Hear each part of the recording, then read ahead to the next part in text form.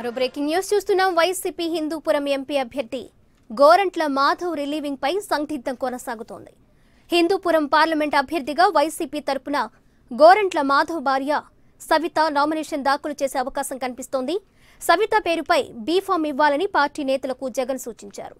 మాధవ్ రాజీనామా లేఖను ఆమోదించాలని అడ్మినిస్ట్రేటివ్ ట్రిబ్యునల్ ఎన్నికల కమిషన్ సూచించినప్పటికీ Kurnool DIG Nagendra Kumar relieving order ఇవ్వడం లేదని మాధవ్ ఆరోపిస్తున్నారు.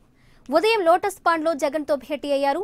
ఒకవేళ మాధవ్ను రిలీవింగ్ చేయకుంటే 25న సవిత నామినేషన్ దాఖలు చేసే అవకాశం కనిపిస్తోంది.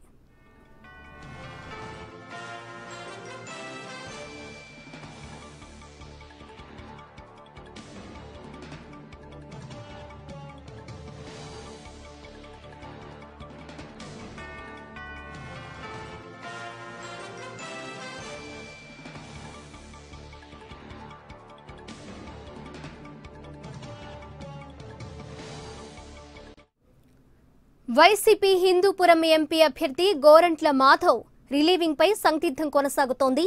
హిందూపురం పార్లమెంట్ అభ్యర్థిగా వైసీపీ తరపున గోరంట్ల మాధవ్ భార్య సవిత నామినేషన్ దాఖలు చేసే అవకాశం కనిపిస్తోంది. సవిత పేరుపై బీఫామ్ ఇవ్వాలని పార్టీ నేతలకు జగన్ సూచించారు. ఇప్పటికే గోరంట్ల మాధవ్ వీఆర్ఎస్ ను ఆమోదించి వెంటనే రిలీవ్ చేయాలంటూ రాష్ట్ర ఎన్నికల ప్రధాన అధికారి గోపాలకృష్ణ ద్వివేది డీజీపీకి లేఖ రాశారు. అంతకుముందు గోరంట్ల మాధవ్ ట్రిబ్యునల్ ను ఆశ్రయించారు.